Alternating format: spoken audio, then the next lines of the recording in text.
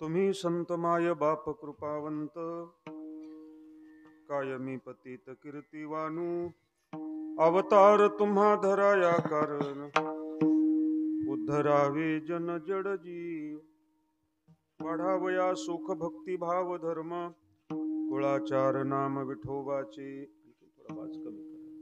तुका म्हणे गुण चंदनाचे अंगी, तैसे तुम्ही जगी संत जन, अवतार तुम्हा धराया कारण, उद्धरावे जन जड जी. पांडुरंगा करू प्रथम पांडुरंगा करू प्रथम पांडुरंगा करू प्रथम नमन पांडुरंगा करू प्रथम दुसरे चरण संताची दुसरे चरण संताची दुसरे चरण संताची त्यांच्या कृपाने कथेचा विस्तार जगृपादाने कथेचा विस्तार कृपाने कथेचा विस्तार जगृपादाने कथेचा विस्तार बाबाजी सद्गुरुदास तुका बाबाजी सद्गुरुदास तुका बाबाजी सद्गुरुदास तुका. काय माझी वाणी मानेल संतांशी रंजव चित्ताशी आपुलिया, जयांचे केलिया स्मरण, होय सकळ विद्येचे अधिकरण, तेच वंदू श्री चरण श्री सद्गुरुचे, ते नमस्कारुनी आता. सेवेला घेतलेला अभंग जगद्गुरु तुकोबारायांचा असून संतांचं अवतार कार्य पाहून त्यांच्या कृपा प्रसादानं आलेला आपल्याला अनुभव, या अनुषंगानं त्यांच्या या उपकारातून उतराई व्हावं म्हणून त्यांच्या मुखातून हा शब्द अभंग बाहेर पडला. या अभंगावर आपल्याला काही चिंतन करण्यापूर्वी प्रस्तावनेत दोन शब्द सांगणं अगत्याचं आहे. सलाबाद नियमाप्रमाणे माता अंबेच्या प्रांगणामध्ये या सप्ताहाचं आयोजन आहे. इतका अधिकार ज्यांचा असतो की ज्ञानोबा सुद्धा ज्ञानेश्वरीमध्ये ज्यांचं वर्णन करतात, म्हणोनी आंबे नाही का, म्हणोनी आंबे श्रीमंते निज जन कल्पलते, अज्ञापी माते ग्रंथ निरूपणी, अशा प्रकारचा ज्यांचा अधिकार त्यांच्या प्रांगणामध्ये भाविक भक्तांच्या सानिध्यामध्ये आणि एकांतात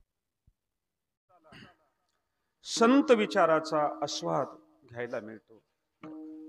सज्जन हो, संत विचार हे कलियुगातलं अमृत आहे आणि म्हणून ग्रंथाची सेवा, भगवत भजन, साधू संतांचा असणारी संगती आपल्याला या माध्यमातून अशा प्रकारे उपभोगायला मिळते. 4 दिवस झालं नाही का, 4था दिवस झाला. आज अशा प्रकारे सर्वांच्या सहकार्यातून या अभंगाचं चिंतन आपण करणार आहोत. मला वाटतं अनेक उपक्रमाचं औचित्य साधलेले नाही का, अनेक उपक्रम आहेत जगद्गुरु तुकोबारायांच्या नाही का, आणि संत चरित्र कथा, बरं का, अशा प्रकारचं औचित्य साधून या सप्ताहाचं आयोजन आहे. सेवेला घेतलेला अभंग जगद्गुरु तुकोबारायांचा. महाराज या अभंगातून संतांचं गुण वर्णन करतात. का करतात बरं? महाराज संतांचा अधिकार एवढा मोठा आहे, थोडं कमी करा, हा विको कमी करा, एवढा अधिकार मोठा आहे. संतांचं दर्शन झालं, त्यांचं पायाचा स्पर्श करायला मिळाला तर नशीबच भारी आहे. पण जर नाही मिळालं, त्यांचं नुसतं आपण नामस्मरण जरी केलं तरी भव नदीतून माणूस तरुण जातो, एवढी शक्ती त्यांची आहे. न घडे दर्शन स्पर्शन तरी करावे त्यांचे नामस्मरण, इतुलेनी भवमूळ जान करी छेदन तेना, इतकी शक्ती महाराज आणि त्यांच्या याच्यामध्ये आहे.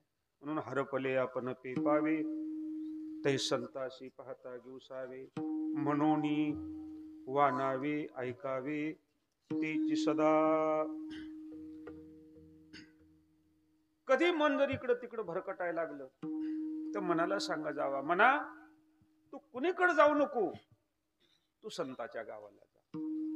जाई तरी जाई संताची या गावात, जाई तरी जाई संताची या गावात, जाई तरी जाई संताची गावा, जाई तरी जाई संताची गावा, भेटेला विसावा तेथे मना, भेटेला विसावा तेथे मना, जाई तरी जाई संताची गावा, जाई तरी जाई संताची गावा, तेथेची विसावा,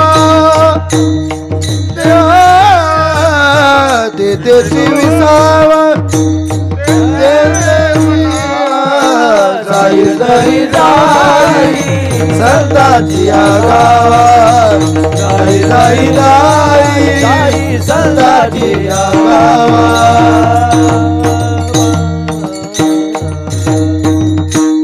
अनेक असे अभंग आहेत. ज्याला आपल्या साध्यापर्यंत जायचं असेल, संताला सोडून तो आपल्या साध्यापर्यंत जाऊ शकत नाही. म्हणून अनेक असे प्रमाण आहे. संत चरणी भाव धरा, नाही का? हो.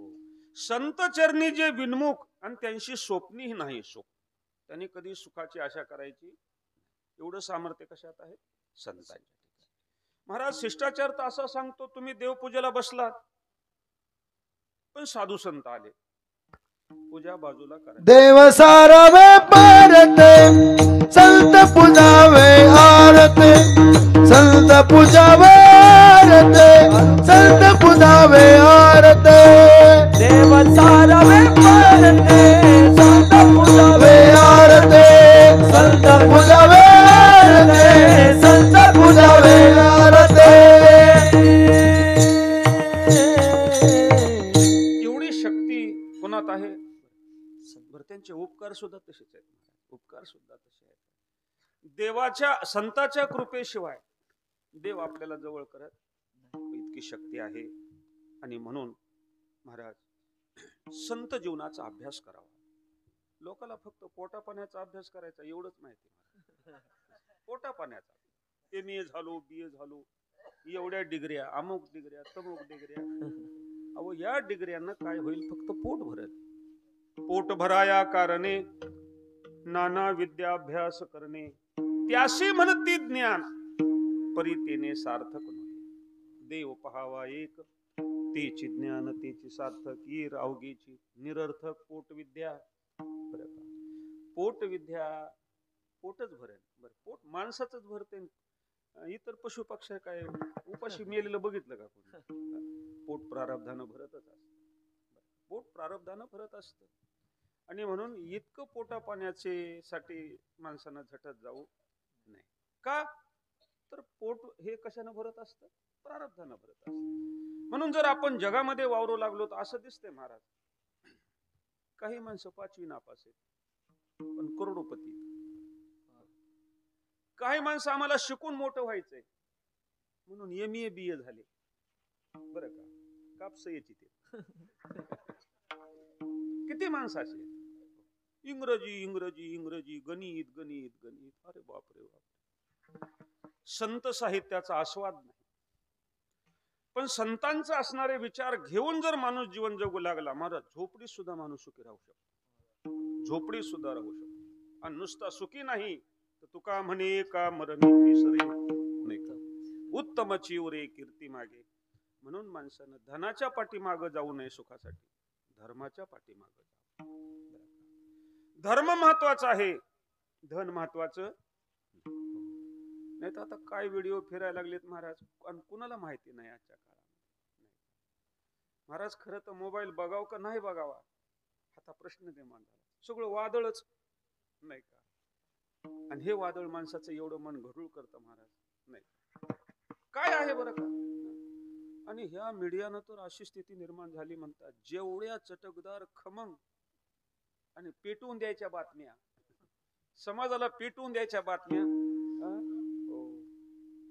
आणि मोठं विघ्न आहे मला वाटतं. आता खाण्यापिण्याचा उपास धरण्यापेक्षा 4 घंटे 6 घंटे मोबाईल आपल्यापाशी न ठुणं हे खरा मोठा उपास होणार आहे बुवा आता. इतकी स्थिती आता काय झाली नाही का. आणि चांगलं फार थोडं असतं त्याच्यामध्ये, आणि मनाला सगळं चांगलं बघू वाटत.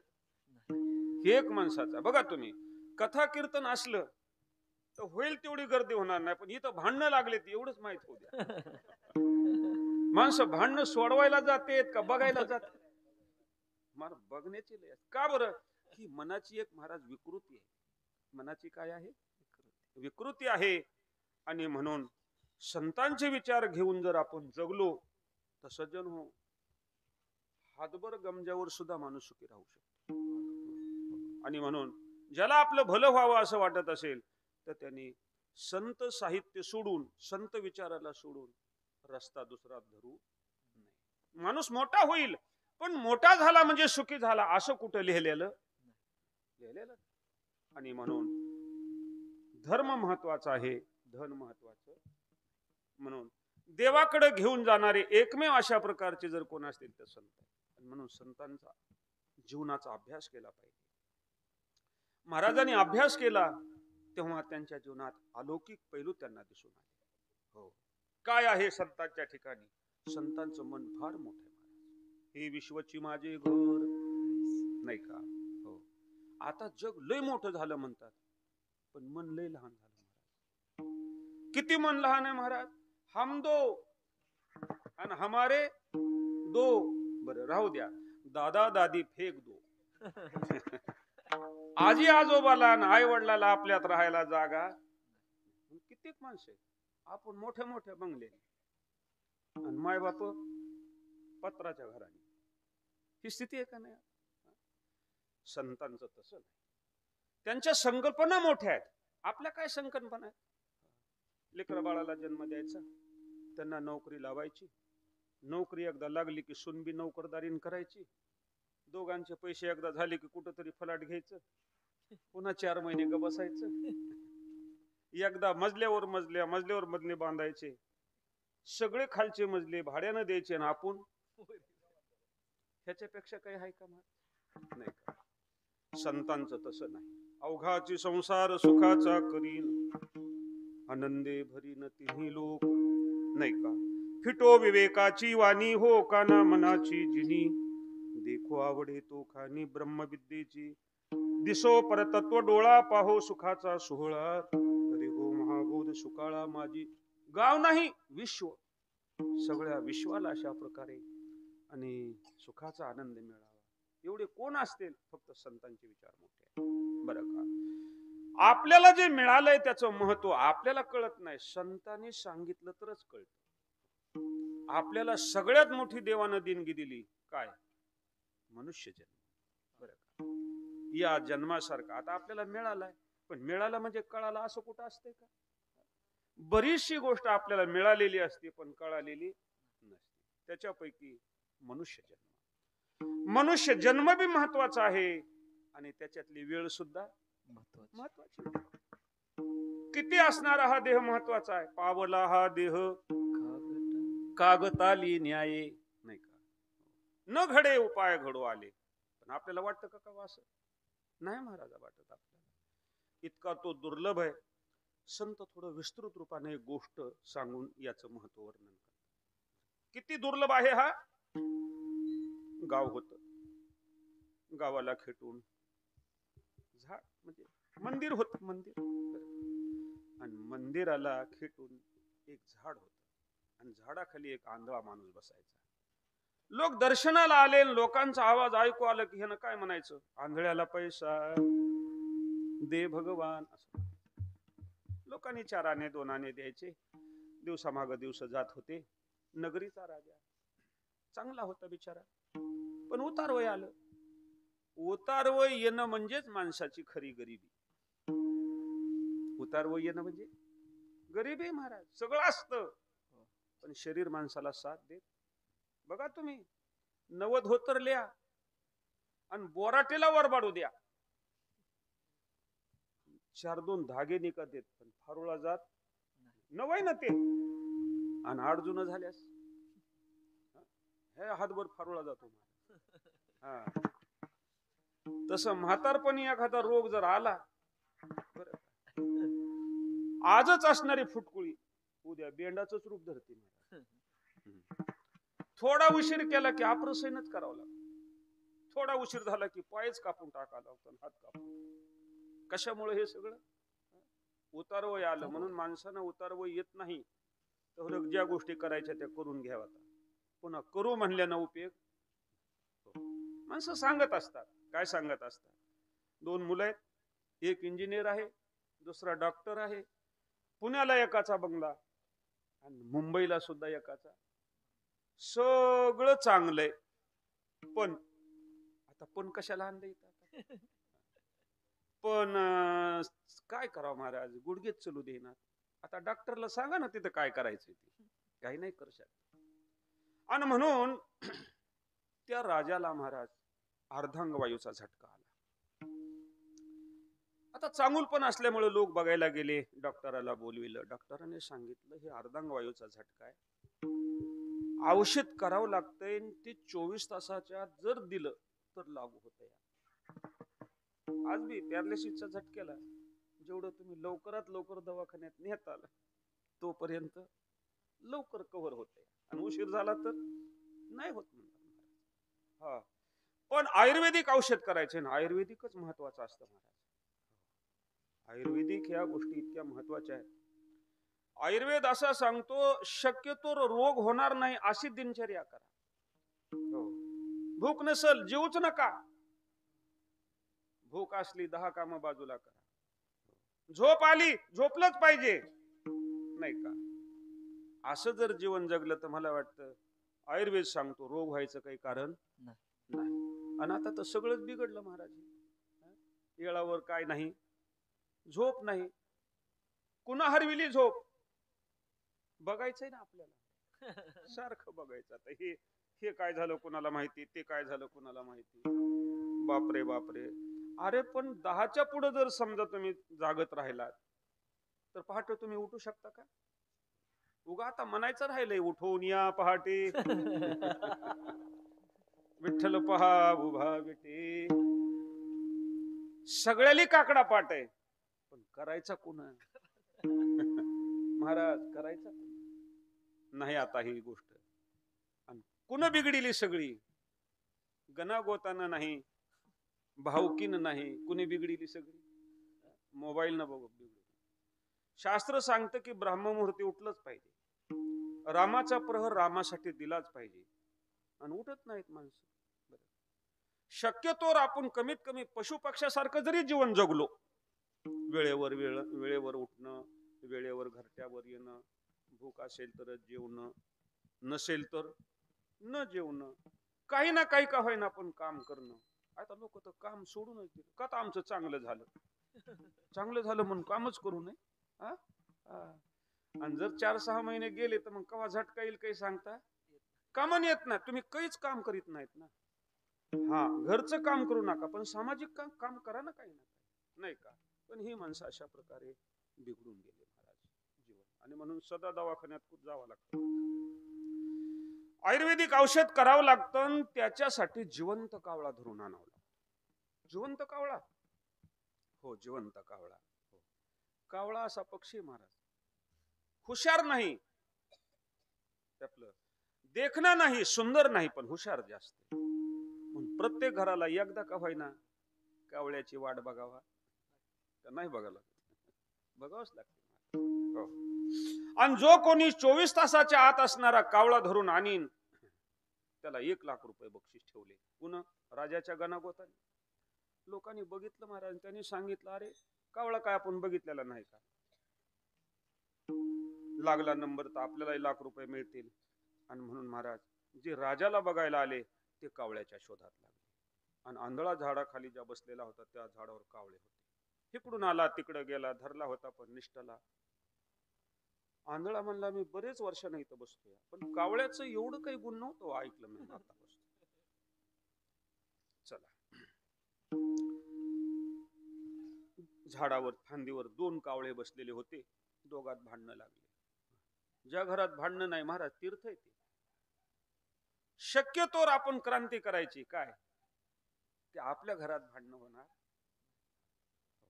आपला ज्याचा जसा जसा अधिकार असेल त्या त्या पद्धतीने त्याचा अधिकार दिला. आपण लहान असोल तर त्यांचं ऐकत चाललो. आपले सगळे म्हणजे आपल्या घरातले म्हणजे सगळ्यांना समान जर आपण समजलं, मला वाटतं भांडणं लागायची काही गरज नाही. पण एक जर चूक झाली तर महाराज भांडणं व्हायला उशीर लागत. भांडणं जर करायचीच जर असले, एकच करायचं. कारभारी म्हणून तुम्हाला नेमणूक केलेली असेल तर तुमच्या मुलाला 150 रुपये मीटरचं कापड आणा आणि भावाच्या मुलाला 100 रुपये मीटरचं कापड आणा आणि भाऊजाईला नुसतं कळू द्या. ते म्हणणार आहे मालक आपलं जसं होईल तसं होईल, पण आपल्याला आता काय व्हायचंय, वायलं राहायचंय. अपपर भाव हे काय करतो, घराचं सगळं वाटोळ करतो महाराज, बरं का. आणि म्हणून अशा प्रकारे दोन कावळ्यामध्ये भांडणं लागले. सक्षम कावळ्याने कमजोर कावळ्याच्या डोक्यात चोच मारली महाराज. त्याला आलं चक्कर आणि आंधळ्यानं टाळी वाजवायला आणि चक्कर आल्यामुळे ते कावळा पडला ना महाराज त्याच्या कशात, टाळीमध्ये. त्यानं लगेच बगलात मारला.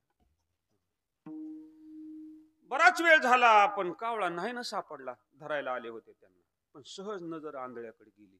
बगलात कावळा. ते म्हणले उगाच परेशान व्हायलो आपण याला 10-5 हजार रुपये देऊ. आंधळे दादा केवढ्याला द्यायचा कावळा, ह्यानेच बोली करायची. 10,000ला द्या. ते म्हणायचा दिला असता, पण मला 10,000ला कावळा देणं परवडत नाही. त्याने डबल करायचं. 80,000 90,000पर्यंत बोली गेली, पण नाही म्हणला मला विकायचं. ते म्हणला आता देत नाही हो, पण नेमका केवढ्याला विकायचा एवढं तरी विचारा. आंधळे दादा कावळा नेमका केवढ्याला द्यायचा.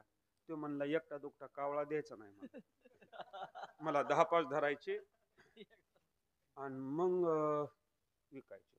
चला म्हणला हे देत नाही. सगळे गेल्यानंतर आंधळ्याला वाटलं कुणाला जमलं नाही, पण पठ्ठ्याला वर्म कळाले कावळे धरायचं. काही नाही म्हणला बगलात आहेच. दुसरा कावळा धरण्यासाठी हात वर करायचे आणि टाळी वाजवायची की लगे कावळा सापडला. म्हणून दुसरा कावळा धरण्यासाठी त्यानं काय केले महाराज, हात वर केले. बगलातल्या कावळ्यानं काय केलं असेल का, झोपला थोडाच होता ते महाराज, गेला ना ते. तस मनुष्य जन्म टाळी वाजवली म्हणजे कावळा सापडत नसतो, तसं मनुष्य जन्म हा पुन्हा पुन्हा आपल्याला मिळत नसतो.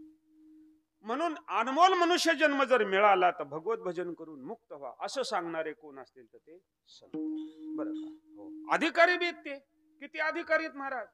मृत प्राणी जीवविले, पुरुष केले स्त्रियांचे, रेड्यामुखी वेद बोलविला, चालविली जड भिंती. अहो स्त्रियेचा तो केला पुरुष उभा. हे झालं असन त्यांच्या काळात, पण आजही ज्ञानोबा जे अशा प्रकारे गीतेवर भाष्य लिहिलं, बरं, ती ज्ञानेश्वरी जर आपण जीवनामध्ये वाचली आपल्याला काहीच कमी पडत नाही महाराज, बरं का. हो, कारण या ग्रंथाला तसा आशीर्वाद आहे. आणि ग्रंथोपजीवी विशेष लोकी ये, दृष्टा दृष्ट विजये होवावे जी. बघा तर तुम्ही करून रोज नेमानं अर्धा तास 1 तास ज्ञानेश्वरीचं चिंतन करायचं. त्याला कवा कोयत घ्यायची गरज पडत, पुन्हा पुढे हात पसरायची गरज पडत नाही. का बरं, कारण या ग्रंथाला तसा आशीर्वाद आहे. वाचावी ज्ञानेश्वरी, नाही का, डोळा पहावी पंढरी, ज्ञान हो या ज्ञानाशी ऐसा वरत्या टिकेशी. आपण थोडं जर केलं तर लगेच सगळ्यांना सांगत सुटतो.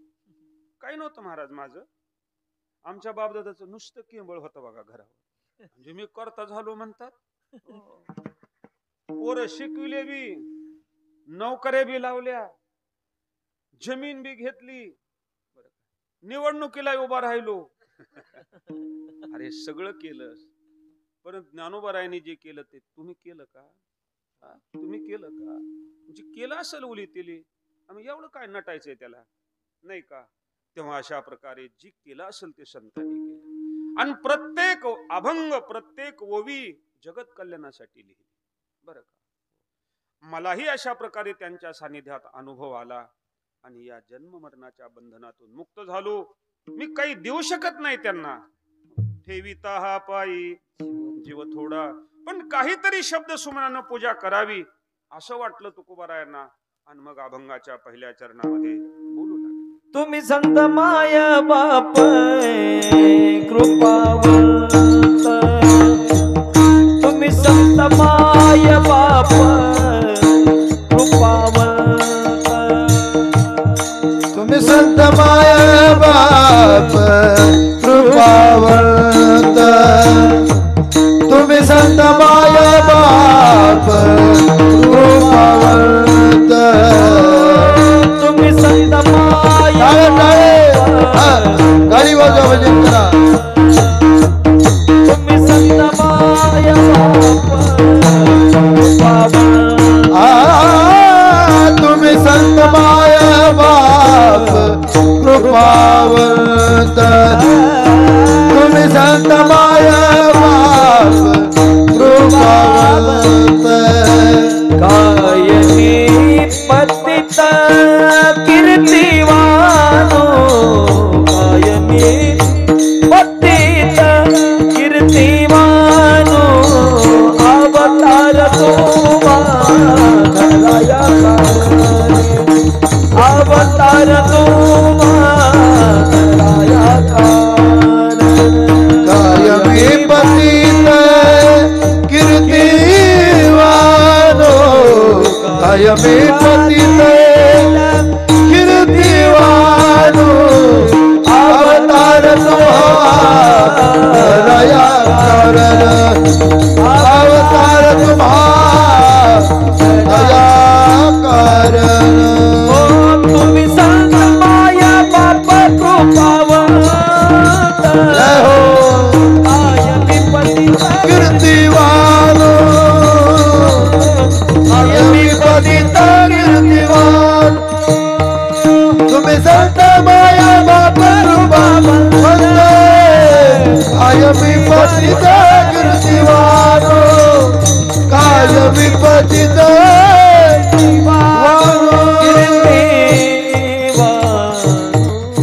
माय बाप कृपावंत ही विशेषणं देतात आणि आपल्याकडे लहानपण घेतात. बरं का? हो, दोन ठिकाणी आवर्जून लहान असावं. कुठं कुठं?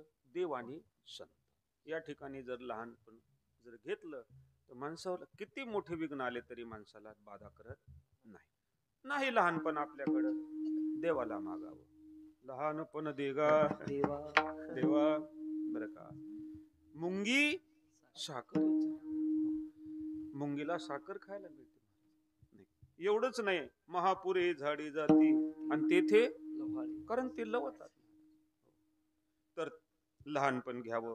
अहो, एवढे ज्ञानोबा आहे अधिकारी, ते म्हणतात माझा श्वास सुद्धा प्रबंध होऊ शकतो. पण ते ज्ञानोबा आहे संताच्या ठिकाणी उगाच चरणी ठेवी जे माथा हे ठेवले अशा प्रकारे. म्हणून कायमी पतित कीर्तिवानू, तुमचा काय महिमा वर्णन करू शकत नाही महाराज. इतके तुम्ही अधिकारी आहात. पण ज्या अर्थी मी प्रवृत्त झालोय तुमचा महिमा वर्णन करायचा आहे, जेणेकरून माझ्या वाणीचं सार्थक व्हावं. म्हणून या भूतलावर तुम्ही अवताराला येता, त्या अवताराचं काय प्रयोजन आहे महाराज दुसऱ्या चरणामध्ये सांगतात.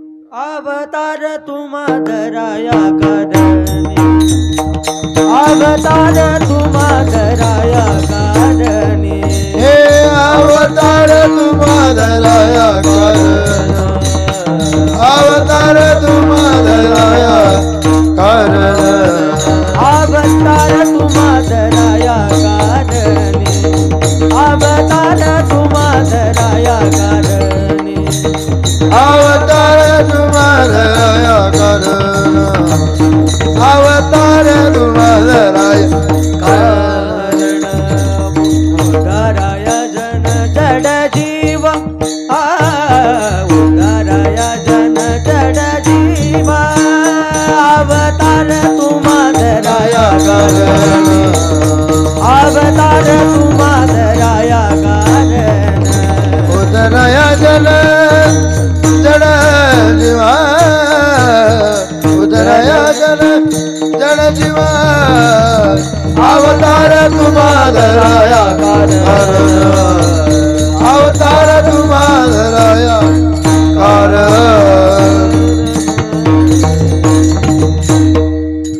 बदलावर तुम्ही अवताराला येता. काय प्रयोजन आहे? एकच प्रयोजन आहे, उद्धराया जन जडजीव. अवतार वेगळा असतो आणि जन्म वेगळा. बरं का? जीवाला जन्म असतो, देव आणि संत अवताराला येतात. जीवाला कामन जन्म असतो. बरं, त्यानं पूर्वजन्मी जे केलं त्या कर्माचे फळ भोगण्यासाठी त्याला जन्माला यावा लागतो. बघा तुम्ही, काही वेळेला जन्मल्याच आंधळे आहेत काही. आता त्यांनी इथं येऊन तर काहीच वाईट केलेलं नाही, मग आंधळे कसे काय झाले? काही जन्मताच अपंग. काय नुकसान केलं त्यांनी? कोणाचं काहीच केलं नाही ना. पण याचं एकच कारण आहे, पूर्वजन्मी जे केलंय त्या कर्माचे फळ भोगावं लागतात. इथे आली येवो याच निज कार्य, केली कर्मे ती मागील भोगावया. म्हणून जे आपण पूर्वी केलं त्या कर्माचे फळ माणसाला भोगावे लागतात. जे जैसे करीती ते तैसे पावती, जे जैसे करीती ते तैसे पावती, भोगते भोगीती केले कर्मे, भोगते भोगीती केले कर्मे. जैसे करीती ते तैसे भोगीती, करीती ते तैसे भोगीती, भोगते भोगीती कर्मे, भोगते भोगीती कर्मे. जैसे करीती ते तैसे पावते, भोगते भोगीती केले कर्मे, भोगते भोगीती केले कर्मे, भोगते भोगीती केले कर्मे. जैसे करीती ते तैसे पावती, भोगते भोगीती केले कर्मे, भोगते भोगीती केले कर्मे, भोगते भोगीती केले कर्मे. केलेलं कर्म माणसाला भोगावाच लागतं. म्हणून शहाण्या माणसाने कर्म करताना हुशारीनं केलं पाहिजे.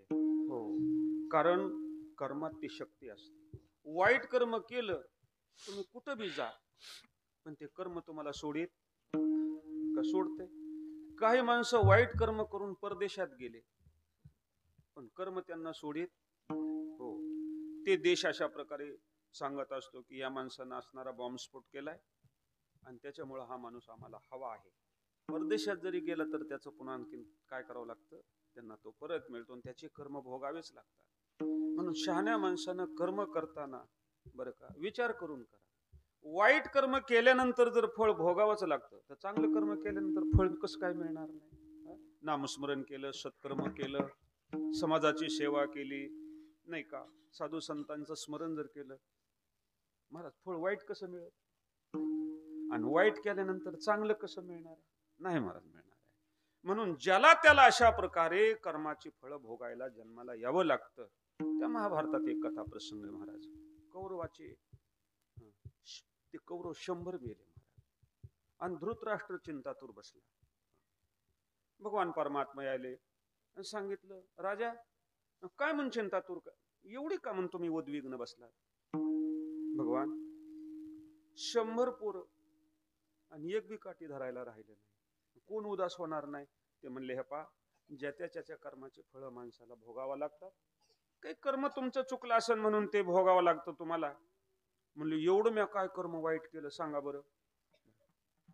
ते म्हणले, आता उलतलंय पान, पुन्हा कशाला आणखीन ते पुढे आणायचं या? नाही म्हणजे सांगाच मला, माझ्याकडून काय चुकलं होतं ते. त्यांनी आग्रह पाहून सांगितलं, राजा तुमचा एक जन्म असा होता, रानावनात जायचं, पशु पक्षी धरून आणायचे, बाजारात नेऊन विकायचे, त्याच्यावर उदरनिर्वाह करायचा. पण धरण्याची मर्यादा असती ना. बैल मारायचा असला, तास चुकलं तर त्याला बैलाला हाणावं बाबा, का दावणीला आला म्हणजे हानीत बसायचं का? नाही म्हणलं, दावणीला बांधून हाणायचा. हा, टिपणील त्यानं जर समजा रेषा सोडली मग हाणलेलं बरं नाही का? पण चुकलं तर मग झाडावर 400 पाखरं बसलेले होते महाराज. जाळं लावलं त्याला ना अग्नी लावून दिला महाराज. त्या अग्नीनं अनेक पाखरं आंधळे झाले आणि 100 पाखरं गेली. पुण्य होतं तो काही बाधा नाही आली. आणि जेव्हा पुण्य संपलं तर त्या टायमाला केलेलं कर्म 100 मुलं कुणाचे मेले? धृतराष्ट्र. आणि पाखरं आंधळे झाले म्हणून जन्मताच आंधळे पण आलं कुणाला? धृतराष्ट्र. म्हणून मनात वाचिरे पूर्वसंचित केले आणि तयासारखे भोगणे प्राप्त झाले. हे माणसाचं असतं बरं का. संत भूतलावर अवताराला येतात. कशासाठी येतात? उद्धराया जन जडजीवाच्या उद्धारासाठी अवताराला येतात. आता जडजीव म्हणजे काय? मी आणि माझ या वृत्तीतलं जीवन म्हणजे जडजीव. घर माझं, मी जर केलं तरच होतंय, मी नसल्याशिवाय घराचं कसं होईल? ही जी वृत्ती ना, काय त्याला म्हणायचं? जडजीव. बरं हो, हा अहंकार आहे माणसाच्या ठिकाणी. आणि हा अहंकार माणसाला देवापासून दूर नेणार आहे. नाही का? निमित्याचा धनी केला असे प्राणी, माझे माझे म्हणून वाया गेला. हे माझ्यामुळेच होत या. अरे तुझ्यामुळे होतंय. घर बांधता बरं आले पण म्हातारे माणसं मरू देऊ नको ना घरातली. हे आहे का आपल्या हातात? पण उगच माझं माझं म्हणायचं बरं का. आता त्या माझेपणाचा जो अहंकार आहे, पांडव प्रतापामध्ये श्रीधर स्वामीने एक दृष्टांत लिहिलेला आहे बरं का. शेतकरी होता, ज्वारी पेरली महाराज, चांगली आली बी. आता ज्वारी तर लोक पेरीच ना झाली, कापूस नाही का, सगळा पैशाचा मामला. अरे जनावराला काय खाऊ घालायचं? आणि जनावर जर नसले तर शेणखत कुठून येणार? का सगळं दुकानदाराच्याच हवाली करायचं का सगळं? आणि दुकानदाराच्याच हवाली. आणि जमिनी नापीक व्हायला लागल्या का मग शेणखताचा संबंध राहिला नाही. अशा प्रकारची स्थिती झाली. आणि म्हणून अशा प्रकारे त्यानं ज्वारी पेरली महाराज, खळ केलं आणि कडबा वाळायला म्हणला राहू द्या महिनाच. चैत्रातला दिवस होते. कडबा असणारा आता वाळल्यानंतर गोळा करायला म्हणून गाडी धरली. आणि कुत्र्याला कळालं ना महाराज, कुत्र मोठं हुशार असते महाराज, कळालं त्याला नाही का आपल्या मालकाला कुठेतरी जायचा अंदाज. पांदणीचे रस्ते होते आणि स्वतःच्या गोठ्यापासून 1-1.5 किलोमीटर लांब होतं ते शेत. 11 वाजले महाराज, 1 वाजला गाडी भरायला. आणि जेव्हा ऊन बी आणि खालून पाया पोळायला लागले, गाडी महागारी घेतली.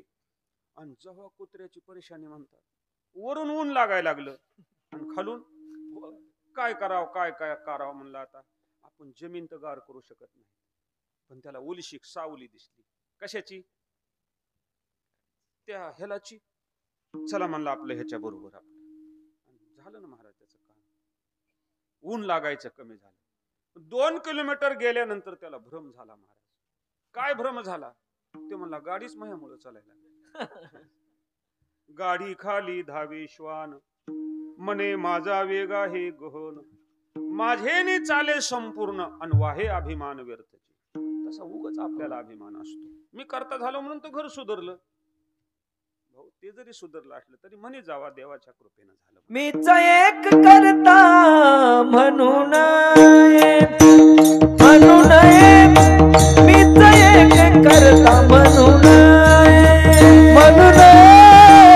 मीच एक करता म्हणून मीच एक करता म्हणून मानवाची देव चालविया, मानवाची देव चालविया. मीच एक करता म्हणून मीच एक करता म्हणून मानवाची देव चालविया, मानवाची देव चालविया. मीच एक करता म्हणून मीच एक करता म्हणून.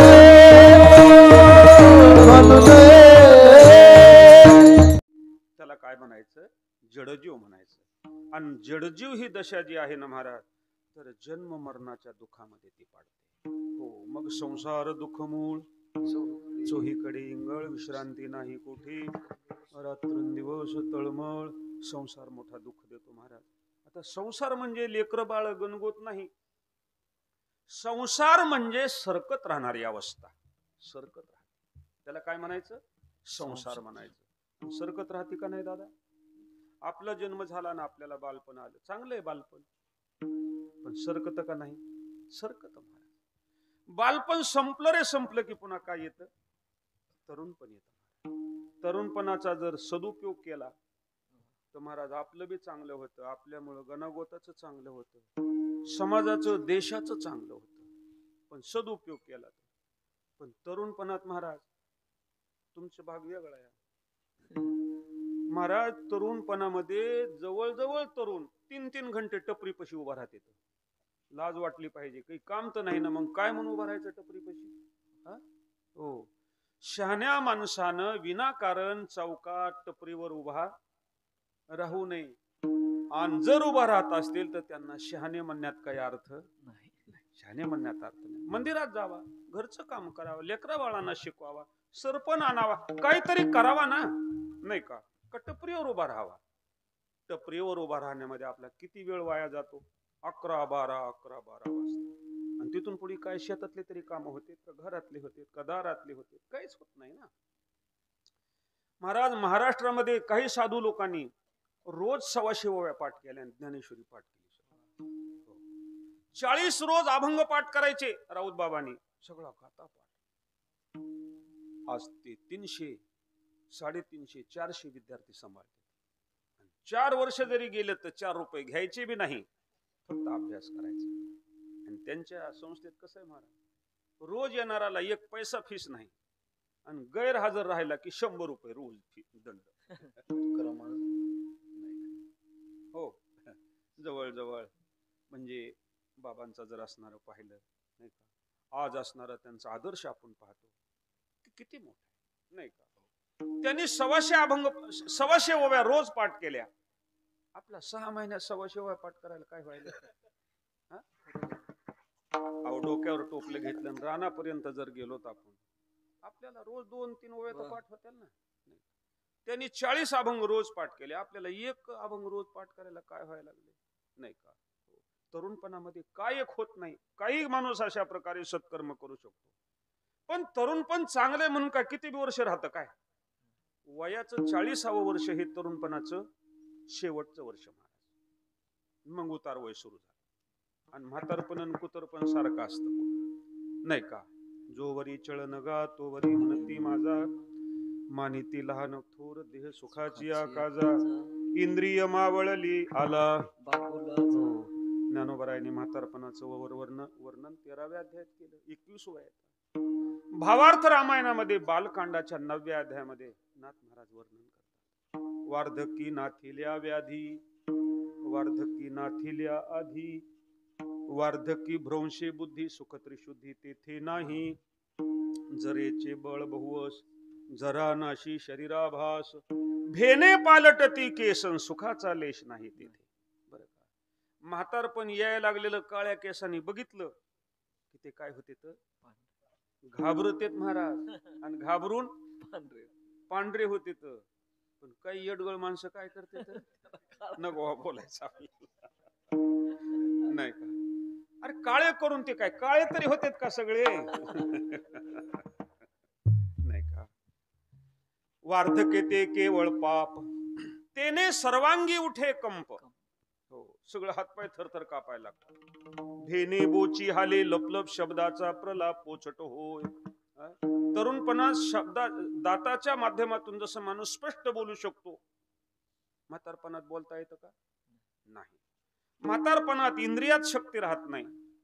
म्हणून माणसाला जर वाचवायचं असलं तर डोळ्यावर डोळे चढवावे लागते, म्हणजे चष्मा लिहावा लागतो.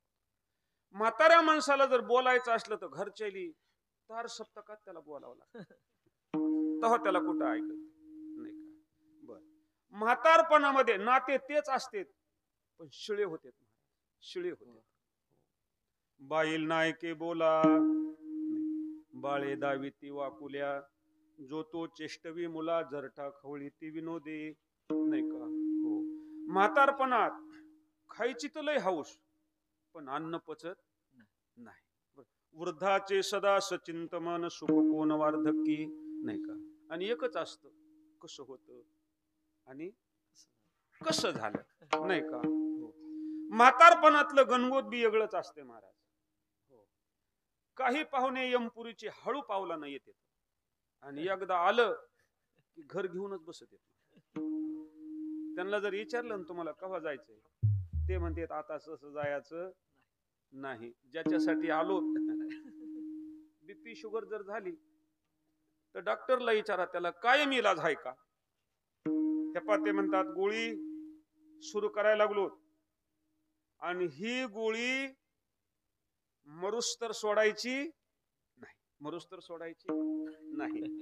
आणि जर कोणी 8-15 दिवसानं बरं वाटायला म्हणून जर आले, डॉक्टर साहेब आता ही गोळी कमी केली तर जमन की, कारण मला बरं वाटायला लागले. डॉक्टर सांगतात गोळी कमी करू नका, आणि गोळी जर कमी करायची असली तर सुतळी, बांबू, कपडे अगोदर घरी आणून ही स्थिती असते महाराज. नाना प्रकारचे रोग हे माणसाचे काय असतात, नातलग असतात महाराज. एक दिवस असा असतो की मग मात्र एरवी तरी साधारण पुरी आदळलिया मरण, जो आठवू धरी अंत करण तेची होय, आणि मरणी जया जे आठवे तो ते गती ते पावे. मग किती वेळा जन्मा यावे, किती व्हावे फजित, यांच्यातून उद्धार करण्यासाठी संत भूतलावर आलेले असतात. उद्धराया जन जडजीव, आणि जडजीवाच्या उद्धारासाठी सुखाशी समोर सोडण्यासाठी सोपा मार्ग जगाला तिसऱ्या चरणामध्ये सांगतात. सुख भक्ती भाव धर्म वाढावया, सुख भक्ती भाव धर्म वाढावया, सुख भक्ती भाव धर्म वाढावया, सुख भक्ती भाव धर्म. कुळाचार नाम विठोबाचे, कुळाचार नाम विठोबाचे, अवतार तुम्हा दरया कर, अवतार तुम्हा दरया कारण. कुळाचारी नाम विठोबाचे, कुळाचारी नाम विठोबाचे, अवतार तुम्हा दरया कारणी, अवतार तुम्हा दरया कारणी. वाढावया सुख भक्ती भाव धर्म, कुळाचार नाम विठोबाचे, कुळाचार नाम विठोबाचे. वाढावया सुख भक्ती भाव धर्म, कुळाचार नाम विठोबाचे, कुळाचार नाम विठोबाचे. सुख पाहिजे तुम्हाला, सुख पाहिजे खरंय तुम्हाला, सुखासाठी तुम्हाला फार तुमची तळमळ आहे. आम्ही सुखाचा पत्ता सांगतो. तुम्हाला सुख पाहिजे ना, मग जो सुखरूप परमात्मा आहे त्याच्याकडे जा. संसारात राहावं पण संसारात सुखाची आशा करू, कारण सुख नाही कुठे आलिया संसारी, वाया हाव भरी होऊ नका भरी. मग त्या परमात्म्याकडे जायचं असेल तर कलियुगात सोपा मार्ग म्हणलं तर एकच आहे, भक्ती मार्ग आहे बरं का. भक्तीची या मापे मोजितो अनंता, इतराने तत्वता न मोजवे. भक्तीसाठी काय लागतं? भक्तीला भांडवल लागतं, फक्त भाव लागतो. भाविवीन नाही तयाची ते प्राप्ती, भाव बळे आकळे नाही.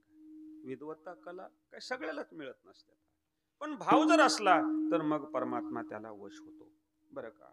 मग आता हा भाव कधी निर्माण होईल देवाच्या संबंधानं? धर्माप्रमाणे वागा. आता बरेचसे माणसं असतात महाराज, 8-8, 10-10 वर्ष झाले देवदेव करते, हो, पण गळ्यात माळ नाही. हो, जर म्हणले सप्त्यामध्ये आले, कवा येणार आहेत तुमचे महाराज? अरे तसं का म्हणायला अशा प्रकारचं बोलतात. ते कधी कधी मी म्हणत असतो बरं का, ते करदोडा, हळद, कुंकू बरं का, हे स्टॉक कोणाकडे जास्त असतो? आताराकडे असतो. ते आतार लोक असतात, पोत्याचे पोते त्यांच्याकडे, पण ते अंगाला लागू देत नाहीत. तसं काही माणसं परमार्थात आल्यासारखे दिसते, पण कवा पंढरीची वारी नाही, कधी ज्ञानेश्वरी नाही, कधी गाथा नाही. किती माणसं दाखवायची तुम्हाला? अर्ध वय झालंय पण आणखीन तुळशीला पाणी नाही. आपल्याला वाटलं पाहिजे आपण ज्ञानोबाराय तुकोबारायांच्या या असणाऱ्या जगात देशात राहतो आणि आणखीन 5 अभंग पाठ नाहीत आपल्याला. आपल्यालाच ओली तरी लाज वाटली पाहिजे आणि लाजून पाठ केलं पाहिजे, पाठांतर केलं पाहिजे. गळ्यात तुळशी मोठा मोठा लिहिला किट आणि तुळशीची माळ, तिकडं 400 असणारे झाडाला पाणी द्यायचं, पण तुळशीच्या झाडाला पाणी घालायचं नाही. इकडं गणागोताचं गुणवर्णन करायचं, पण संतांबद्दल काही बोलायचं नाही. कवा कोण आपलं भलं करणार आहे सांगा ना तुम्ही, नाही का? हो, म्हणून धर्माप्रमाणे वागावं लागल. आता धर्म म्हणजे काय? धर्म म्हणजे वाट्याला आलेलं उचित कर्म, त्याला काय म्हणायचं? धर्म. हो, एखादं कुटुंब आहे पण सून एवढी अशा प्रकारे उच्च असणाऱ्या मायबापाच्या घरची, मंत्र्याच्याच घरची, बरं का? हो, म्हणून सून म्हणून जर आला तर सासूला लवूनच बोलावा लागन. हा काय झाला? तिचा धर्म झाला. हो, धर्म झाला. हो, 2-4 जण भाऊ येत. हो, पण धाकला कलेक्टर झाला महाराज, आणि थोरला भाऊ म्हशी सांभाळतो. मग कलेक्टर जरी असला तरी थोरल्या भावाला दादा म्हणावाच लागल. हा धर्म आहे महाराज, बरं का? म्हणून आगा स्वधर्म आपला, कठीण जरी झाला तरी हाच्या अनुष्ठीला भला देखी, दुरिताचे तिमिर जाऊ विश्व स्वधर्म सूर्य पाहू. बरं का? ज्याच्या त्याच्या वाट्याला आलेलं काम त्यानं इमानदारीनं केलं तर पुन्हा यागळा देवदेव करायची काही गरज नाही. इतकी शक्ती महाराज धर्मामध्ये. माणसं धर्म सगळं असणार, सगळं चुकव्याच करायच्या, आणि धर्म विसरलो म्हणूनच आपलं वाटोळ हो महाराज. मला सांगा, इलेक्शन आलं आणि मत टाकायचा अधिकार तुम्हाला आला, आणि त्याला काय म्हणते? तर मतदान. मत टाकायचं तर दान म्हणून टाका ना, त्याला बी 1000 रुपये घ्यायचे का? आता ह्या 1000 तुम्ही बिल्डिंग बांधणार आहेत का? पण तुमचा अधर्म आहे तो. मग 2 लाख रुपये इलेक्शनला खर्च झाला आणि त्याच्यातले तुम्ही 2000 रुपये जर घेतलेले असले मत टाकताना, तर नेता काय म्हणतो माहिती का? हे काम तसं झालं, ते काम तसंच राहिलं म्हणतात. अरे बाबा, मला निवडून यायला 20 लाख रुपये लागले आणि त्यानं 2 लाख रुपये खर्च केले, आणि कुठून काढू? नाही का? हे सगळं बिघडलीच का नाही बिल्डिंग? कुणी बिघडली अगोदर? तुम्ही मत टाकायला माणसानं इतकं निलाद्र वागू नये. इतकं ज्याला द्यायचं त्याला द्या, आणि मग मात्र तो निवडून आला की त्याला सांगायचं आता मंदिराच्या पुढे सभागृह करावा लागल. आणि 2000 रुपये घेतल्यानंतर तुम्ही मागा सभागृह, कुठून देऊ? तुम्ही फुकट दिलं का? इमानदारीनं सांगा, तुम्ही फुकट दिलं का मत मला? हे सगळी बिल्डिंग कशामुळे ढासळली? तुम्ही धर्माला चुकला. म्हणून धर्म महत्वाचा आहे. मतदान करायचं, दानच करा. तर माणसाला, जो माणूस धर्माप्रमाणे वागतो त्याला सुखासाठी दुसऱ्याच्या हातापाया पडायची गरज. वाढावया सुख भक्तिभाव धर्म कुळाचार. हो, कुळाचार सांभाळला पाहिजे. आजोबा माळकरी होते, पंढरीची वारी करीत होते, कुळाचार सांभाळला पाहिजे. ते पंढरीची वारी करीत होते, हे बेरबारा हुडकीत येत. कसं सुधरण आपलं? कसं म्हणजे बरं कसं होणार आहे? आणि जे वाट्याला काम करीत जे आलेलं आहे ते नामस्मरण करीत जर तुम्ही केलात तर सुखासाठी तुम्हाला पांढऱ्याचं भगवं करायची गरज पडणार नाही. बरं का? अशा प्रकारे संत सुखाचा रस्ता सांगतात. आणि शेवटच्या चरणामध्ये कसे आहेत? अने गुण चंदनाचे अंगी तुका म्हणे गुण चंदनाचे अंगी तुका म्हणे गुण चंदनाचे अंगी तुका म्हणे गुण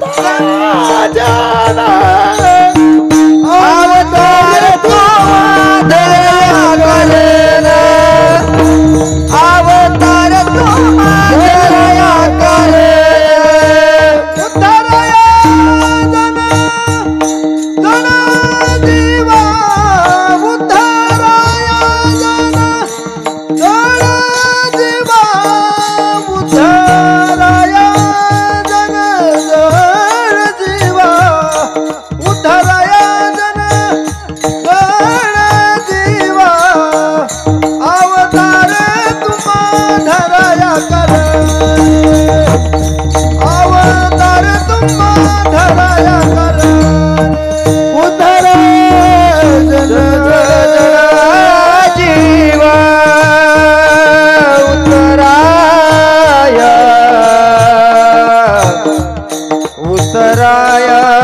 जन जड जीव उत्तराया जन उत्तराया जन जड जीव उत्तराया जन जड जीव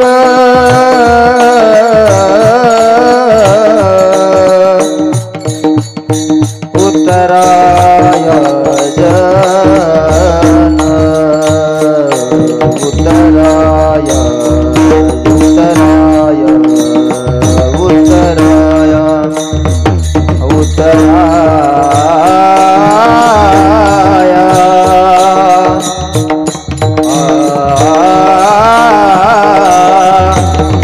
उत्तराया जन जड जीव उत्तराया जन जड जीव उत्तराया जन जड जीव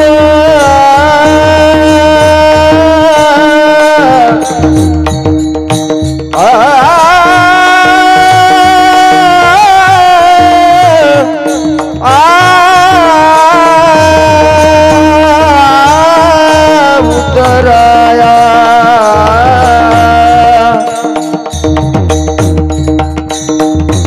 उत्तराया जन जड जीवा उत्तराया जन जड जीवा जड जीवा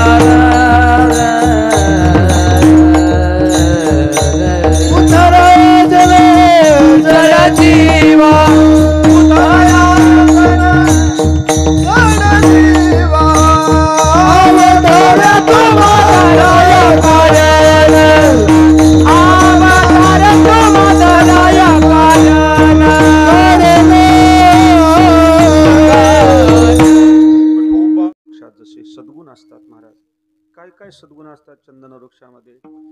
चंदनाच्या भोवताली कोणतेही झाड जरी वृक्ष उगवला तर एवढा चंदन उदार आहे महाराज. तो आपला सुगंध देतो आणि कुंटलावर टनावर विकणारी झाड तोळ्यावर विकायला लागतात. कशाचा महिमा आहे हा की चंदनानं त्यांना सुगंध दिला आणि म्हणून अशा प्रकारे त्यांच्यात पात्रता निर्माण झाली. तसं संताच्या सानिध्यात एकदा गेलं, अर्धक्षण घडता संताची संगती, तेने होय शांती महत पापा आपणा सारखे करीती तात्काळ, नाही काळ वेळ तया लागी. एवढं सामर्थ्य त्यांच्या ठिकाणी आहे. अनेक उदाहरणं आपण पाहतो. शांती ब्रह्म एकनाथ महाराजांच्या सानिध्यामध्ये गावबा आला. गावबा काही विद्वान नव्हता, पण हे मायबापाला त्याला जे आवडत होतं ते देण्याची त्याच्यात काही नव्हती शक्ती नव्हती. म्हण बा नाथ महाराजांच्या तू घरी राहा, गोडधोड तुला खायला मिळेल. बरेच वर्ष त्याला काही येत नसं. नाथ महाराजांनी भावार्थ रामायण शेवटच्या काळात लिहायला घेतलं. नाथ महाराजांसारखं भावार्थ रामायण पुन्हा लिहिलं नाही. वक्ते बाबाने म्हणायचं रामायण अनेक असते बरं का, पण भावार्थ रामायणाची बराबरी आता ते तुळशी रामायण आहे. मला वाटतं ज्ञानेश्वरीची ओवी एखाद्या वेळेला कळल, पण ही भाषा कळणं मोठी बरं अवघड आहे ते आपल्याला. बरं इतकं आपल्याला सुखाचे समुद्र असताना पुन्हा आणखीन बाकीच्या भानगडीत कशाला पडायचं. आता त्यांचे वाक्य नको मला बोलायला.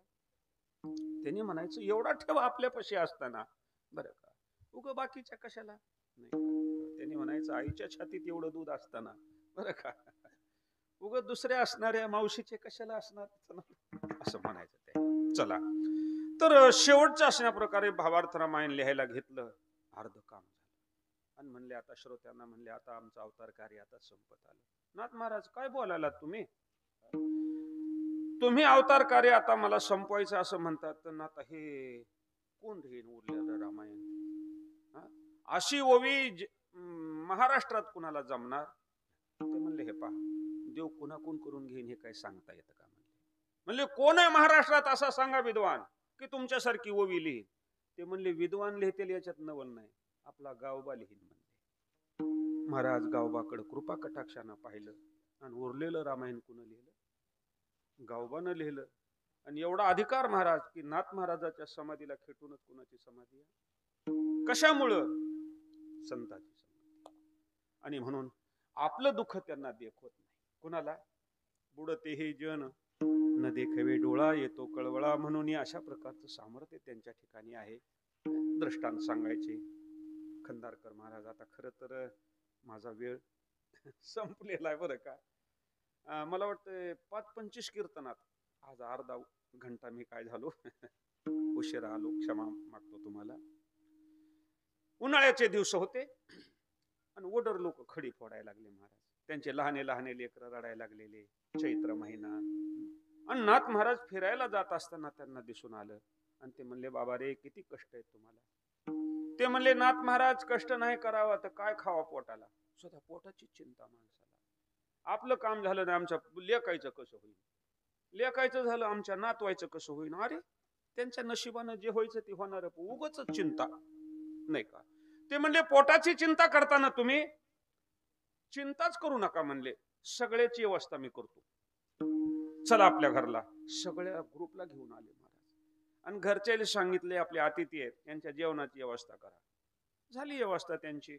पण ते काय करायचे जेवायचे आणि लगेच झोपायचे महाराज. 4-2 दिवस नाथ महाराज काही नाही म्हणले त्यांना. आणि मग म्हणायला लागले जेवणाची व्यवस्था झाली ना, हो काय नाही म्हणले आपल्यात भागवत असते 4 वाजता बस जावा. तुम्ही म्हणले खरंच आहे.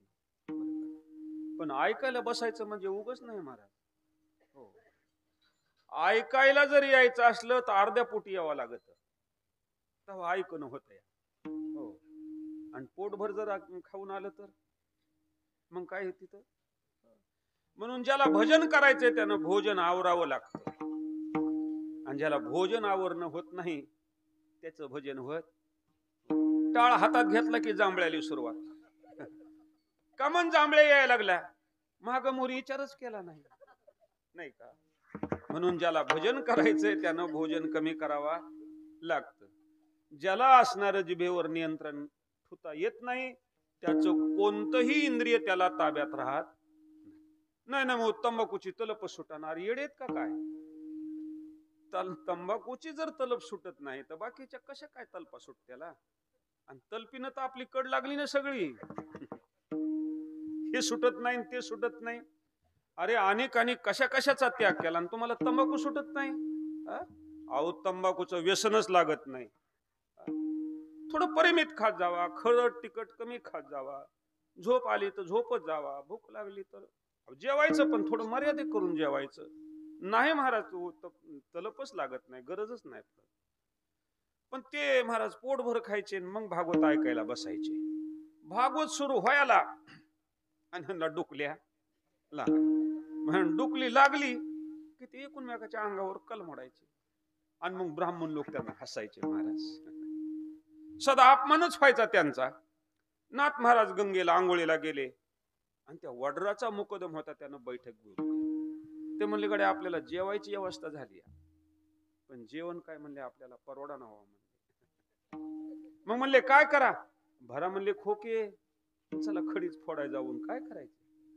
ते म्हणले नाथ महाराजाला येऊ दे, मग ते जाऊ देणार नाहीत पुन्हा आपल्याला. तसे काही माणसं उगच विषयाची खडी फोडीत बसतात. भोगाची खडी किती बी दिवस जरी फोडली तरी तिच्यात समाधान नाही. म्हणून संत आपल्याला सांगतात, काही माणसं तर महाराज मंदिरात येतात, पाया पडतात आणि पायरीवरच बसतात आणि कुणाच तरी वावर खुरपायला घेते. आणि जे एकदा का असणार अध्यायाला सुरुवात झाली, एकदा अध्यायाला सुरुवात झाली की ओव्याला मर्यादाच नाही, फक्त ऐकणारा बहादर पाहिजे. सासूनाचे भांडण तुम्हाला माहित नाहीत का?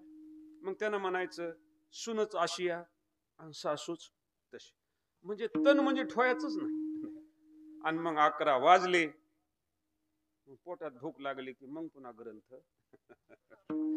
आता असा किती दिवस देवळामध्ये राहिला ना आपलं सुधारणा होणार आहे. ज्याला परमार्थ करायचा कमी करा, पण लोकांच्या उचापात्या करीत बसू नका. उद्धवा निंदा स्तुतीची कथा, सांडी सांडी गा सर्वथा, तरीच पावशी परमार्थ. निज स्वार्थ निज बुधू. कोण आहेत आज कीर्तन का अमुक अमुक, तेच अभंगीतून काय येतंय त्यांना? बरोबर, तेच अभंग येतो. तुम्ही 4-2 वाढवा त्याच्यामध्ये, नाही का? तुम्हाला जे येतंय तर ते करा ना, दुसऱ्याचं कशाला पाहत बसला? देवानं दिलंय त्याला तेवढं, ते कुठून आणणार आहे जास्त, नाही का? पण उगच असणार आपलं सगळ्यात मोठं नुकसान जर काय असेल तर दुसऱ्याच्या उचापत्या काढीत बसणं, त्याच्यामुळे आपलं मोठं नुकसान आहे. आणि म्हणून पथ्य सांभाळून जर अशा प्रकारे परमार्थ केला तर साध्यापर्यंत जायला उशीर लागत नाही, असं तळमळीनं संत सांगतात. म्हणून काही थोडा बहुत लागपाट, करा भक्ती भाव धरा बळकट, तन मन ध्यान द्या लावून या नीट, जरी करण्यासील गोड शेवटगा. असा अनमोल असणारे मार्गदर्शन करणारे संत, त्यांचं भजन करू. ज्ञानेश्वर